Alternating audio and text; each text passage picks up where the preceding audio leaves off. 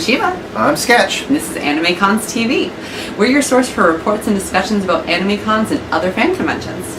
Every month, AnimeCons TV takes a break from regular episodes to respond to your comments and questions. Let's start this month off with emails. Emails! Alright. We got an email from voice actor Bill Timoni. I'm really bad at pronouncing names. Yeah. He wrote, "Hi Doug. I thoroughly enjoyed watching your podcast on YouTube. Doing that whole thing on camera for the length of time was most impressive. But most important, your content. You made some excellent observations and you presented them with quite effectively. I particularly enjoyed your use of B-roll images filmed in the convention hallways during the latter part of your presentation. I've been working in anime dubbing since 1991 as a voice actor, ADR director, casting director, and script adapter. I had not made a guest appearance at a con in 17 years. Wow. But I made one at AnimeNEXT 18. I found the attendees to be incredibly knowledgeable and enormously welcoming. I had an absolute blast the entire weekend. I'm now actively searching for opportunities to make more con appearances. Yeah. Hopefully it won't be another 17 years between cons for me. No. Thank you for your insight reporting on the con. Bill." That's a fantastic note. Thank you so much, Bill, for your feedback. I'm sure Doug really appreciates it. He did do an awesome job at AnimeNEXT, and I'm hoping we can do more segments like that are kind of like live footage of the con. Yeah. And definitely come to more conventions. All right. Next, we got one from Mark. He wrote, "Hello, I've been watching some drama unfold on the Facebook page and the group for the Portland Anime Convention, KomoriCon. They've made 2 dramatic policy changes recently that have really caused an uproar among their attendees. First, they changed the way people will attend autograph sessions. I couldn't care less about getting autographs, but it seems that a lot of people attend just for that. On purpose. I see that the value in the attempt, but it seems like they've damned if they do and damned if they don't. Second, they changed their cosplay and clothing coverage policy. They now require everyone to cover their chest. This means no bare chest and no bare-chested cosplay. Their statement says it's intended to make everyone feel more welcome, mostly pandering to the LGBTQ demographic. Unfortunately, people of all flavors of gender are really unhappy about it. It seems like KomoriCon staff are really going out of their way to make a certain small group of people feel more comfortable at the expense of everyone else. Social engineering isn't something to tamper with. Things got so heated that they were even deleting posts in the discussion. I know one of the staffers involved in both of these changes, and they are frustrated by the response. They feel as though they are doing good, but all they get is pushback. I look at this as the growing pains of a convention that has hovered around 5,000 attendees for a number of years and is being forced to move into a proper convention center. They now have 7,000 plus and are growing. Anyway, this is interesting stuff and I'll keep an eye on it. In fact, their response to the clothing coverage policy may affect whether or not I attend. Sincerely, Mark." And we also have an update from Patrick, who says that since that KomoriCon has since re-revised their policy to be more clear and answer specific questions that appear to now be better understood and well received. So this happens. So conventions update their policies all the time. Especially if they have to move to a new location, sometimes their policies also have to reflect the rules of the location itself. Yeah. I know that the bare-chested thing is actually really common policy almost every convention we go to. Yeah. Granted, how that's enforced usually varies a lot. Like, so for example, I know that like I think even Katsucon says literally they're not supposed to be bare-chested, but I've seen people cosplay like Kamina. Yeah, usually you start seeing the male pasties to just or they'll pull the cape over. They'll pull the cape over and then stuff like that. It all really depends on who's like Shiva said, who's enforcing it at the time, because you have many entities at a convention, especially in the convention center. You have the convention center staff, you have the con itself staff, which are complete different entities, and that dictates stuff, and then whoever is seeing it, and then it's all up to that person's personal judgment. Right. And I mean, at the same time, it's like they have to go with also what people want to see. Like, for example, I know a lot of these conventions are considered family conventions. They have to be really careful about what they're going to allow that people would not want to bring their children to, for example.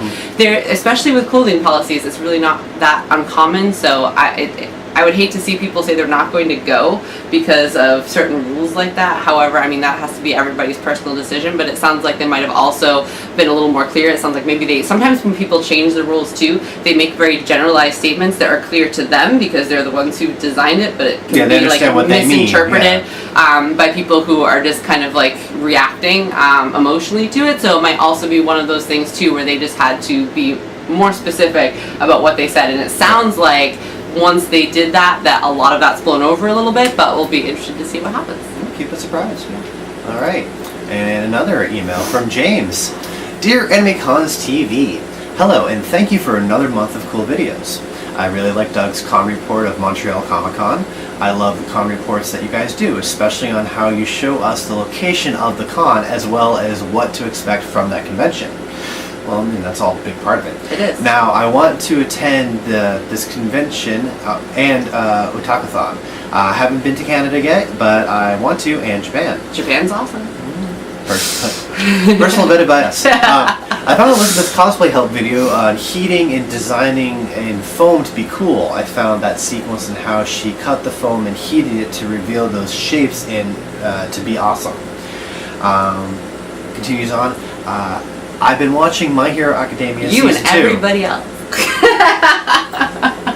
Join us. No thanks. Watch it. No thanks. And I finished season 3 of Ruby. I like both series. Have you guys seen either of them? And if so, what do you think? I think most people we know really like them. I've only seen a couple episodes of My Hero Academia. I don't think it's my style, but I can see why people are really into it. What do you think? I've watched anything that's dubbed. Unfortunately, I have the whole thing with dub. I kind of need dub in my life.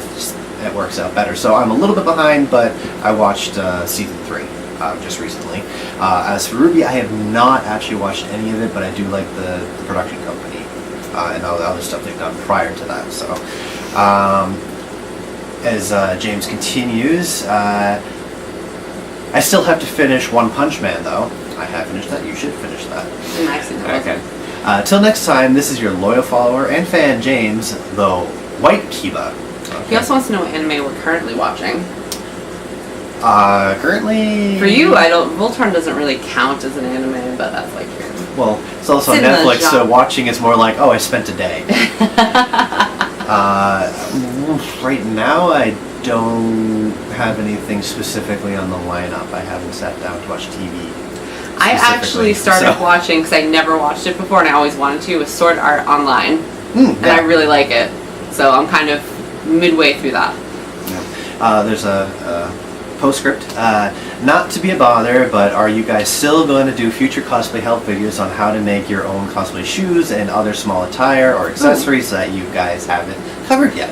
I also want to cosplay Makoto Suo from the K Project anime, and I would like to make his necklace someday. I mean, we definitely are going to be doing more like cosplay help videos, so the ideas of like things to cover are awesome. We usually do tend to cover stuff that we're actually making, and I think we don't make a ton of shoes. Most people don't. They're really hard, other than boot covers maybe. But I have made some pretty nice boot covers. I know Elizabeth made a ton of boot covers too. But you know, if we happen to be making some, we'll definitely film those for you. All right. Now on to the YouTube.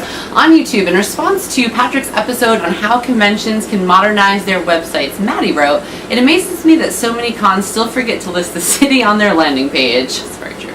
"I have a search engine to find out what city it's happening in and then Google Maps to know the general location." This is so true. It's like people tend to forget that some very basic information should always be on your website. Where are you? Yeah, where are you? So that we know where do we have to get to find you.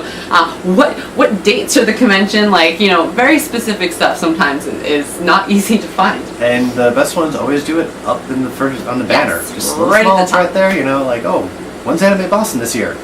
There it is. Very easy. All right.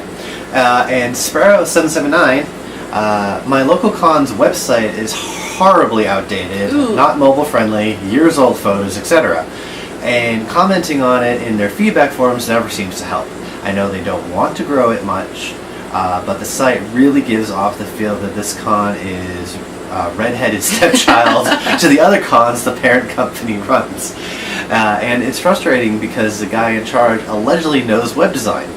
I mean, this is one of those situations where I would say, do they take volunteers? Is it something you'd be willing to help them with? I mean, I think that sometimes when these things don't happen, they don't have the bandwidth to take care of it. Yeah, that's true. I mean, in general, a lot of cons are non-profit. They're just who they are. They're fans to do it. And just because you have a group of fans doesn't mean you know every single skill set. We talked about this in our podcast episode about how to run a convention. You know, so maybe suggest that they reach out. Or it could be this guy that does the web design, right, has too many other things he has to focus his time on. So it might be one of those things too where I feel like the cons that have the best websites are also ones where they have like a whole team of volunteers that can focus on it. Yeah. So maybe if you don't have the skill set to do it, if you know people who do and also hate the page and would be willing to donate some of their time, I would reach out. It's hard to tell. It says there's a parent company, so I'm not sure if it's for profit, but most cons aren't. And would probably take you as a volunteer, so something to check out. And some people like doing the quick pro bono stuff just so they can have something in their resume and portfolio of stuff they've made. So you can always outsource. On Facebook. Let's see. Jenny writes, glad to see AnimeCons TV is still fighting the good fight. This site is so important to me during my early convention management experience. Yeah, thanks so much. Glad to see you're still with us. And on Twitter, Lacuna Craft wrote, at AnimeCons TV, you guys did it. Congratulations on 1,000 subscriptions. Yes, we finally got 1,000. Almost took a decade. Thanks, you guys. Oh my god. Patrick just wants you to. He wants to. He's out there in spirit bouncing. Now let's take a look at all the conventions that are coming up through September 2018 as found on fancons.com.